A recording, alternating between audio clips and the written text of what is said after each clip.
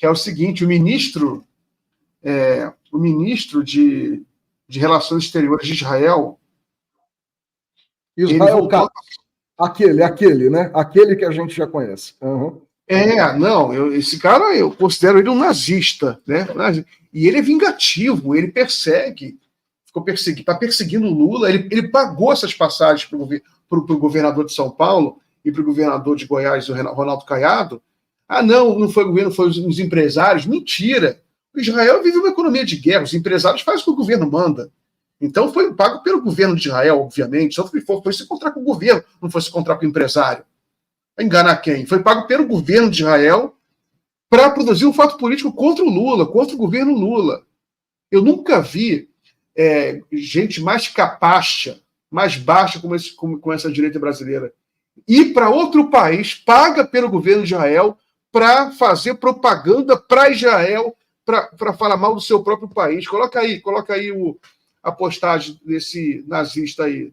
Coloca aí, por favor, aqui na tela. Eu vi que você subiu. Aqui, ó, eu boto.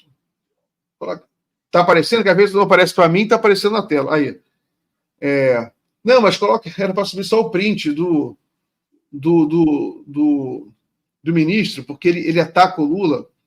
Ele chama o Lula de antissemita. Declara Lula antissemita. Não é mentira, é uma mentira. O Lula não é antissemita, a declaração que ele fez não foi antissemita. Pode ter desagradado Israel, mas não foi antissemita. Então, é muito baixo o que fez o governo de Israel, muito triste. Ele tá subindo aí agora. Aí.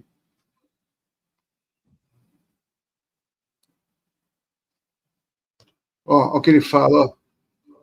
Ele pagou... O governador de São Paulo, o governador de Goiânia foram para Israel, olha só que vira-latas, pagos pelo governo genocida, de extrema-direita, um governo banhado em sangue. Né? Aí embaixo deles a gente não consegue ver o chão, mas embaixo tem uma poça de sangue, onde os três estão ali chafurdando, a poça de sangue palestino. Né? Estão ali esses três canalhas para falar mal do Lula. As declarações antissemitas do presidente Lula não separarão nossas nações. Olha só que calhorda. E esses palhaços, né? O que você acha disso, Henrique?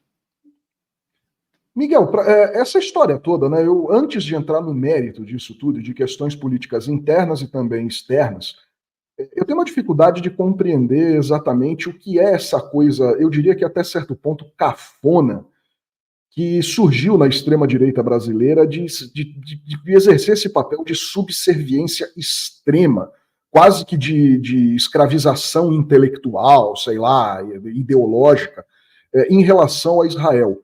Não entra na cabeça de ninguém o que o governador de São Paulo e o governador de Goiás, né? O de São Paulo pode tentar aí uma saída dizendo que, olha, o Brasil tem uma comunidade judaica, não é muito expressiva, mas a maior parte dela vive em São Paulo, né? Em alguns bairros ali tem uma certa tradição de ter judeus, como é o caso de Genópolis, do Bom Retiro e tal. Mas assim, o governador de Goiás, junto com o governador de São Paulo, vão a Israel, primeiro alegando que, olha, é uma visita oficial, aí depois a embaixada nega, dizendo que não é. Aí agora se descobre que teve aí alguma oficialidade, digamos assim, porque eles foram recebidos pelo presidente do Estado de Israel, pelo primeiro-ministro de Israel, Benjamin Netanyahu, e também aí pelo Israel Katz, que é o chanceler israelense. Então, assim, há uma oficialidade nesse ato. Aí essa coisa de dar as mãos, aí todo mundo dá a mão e faz aquele símbolozinho de paz com mais de 30 mil civis mortos por foguetes e mísseis. Aí depois que todo mundo dá a mão, posta isso nas redes sociais com bandeirinha de Israel e do Brasil lá entrelaçado, tentando criar aí alguma relação. Isso explode nas redes evangélicas, que é o ponto mais esquizofrênico e maluco dessa história toda, porque são pessoas que se confessam cristãs e têm uma idolatria pelo Estado de Israel, que é um Estado judeu. Então, assim, não há nenhuma conexão aí entre as duas coisas, mas a gente sabe também, no fundo, que isso vem de outros, né, está relacionado a outros fatos. Eu lembro de uma entrevista que eu fiz há um ano, pouco mais, 2 anos atrás, com o professor Michel German, que é do Instituto de Estudos Judaicos da UFRJ, e um grande especialista nesse tema, que é um judeu, e ele falava muito a respeito dessa coisa do Israel imaginário, né, e do judaísmo imaginário.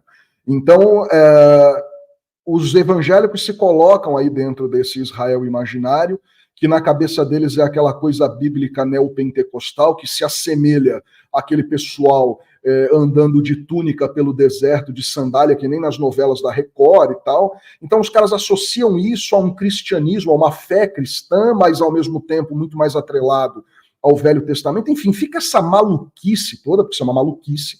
E aí os dois, né, dois governadores de estado, são figuras oficiais do Estado brasileiro, representam governos de unidades federativas, e duas unidades federativas importantes, se prestam a esse papel de ir a Israel, colocar o Brasil numa posição incômoda diplomaticamente para criar picuinha interna, né? Não interessa o quanto você é bolsonarista ou o quanto você é de esquerda, progressista, o fato é que essa viagem, essa foto e essas postagens são para criar um factoide, para provocar o governo federal. Então, assim, a gente chegou nesse nível de baixeza, né, de ir a outro país para enfim, tirar fotos e aparecer na internet e tentar criar desgaste no governo Lula. E o Israel Katz, como o Miguel falou aí, esse sujeito ele tem um histórico complicado, né? Os ataques que ele fez ao Lula, o problema não é ele ser de extrema direita. Isso já seria um problema, mas não é essa. A gente tem que encerrar. Não, sim, estou encerrando. O fato não é ele ser de extrema direita, o fato é que ele fez acusações mentirosas contra o Lula, ele chamou o Lula de antissemita. A gente sabe que assim, a declaração do Lula foi muito forte e desagradou Israel naturalmente. Israel ficou possessa com a declaração, mas não tem nenhuma relação antissemita, nada. Ele não fez nenhuma crítica aos judeus, nem coisa que o valha. Mas enfim, não dá para esperar outra coisa desse pessoal, Miguel.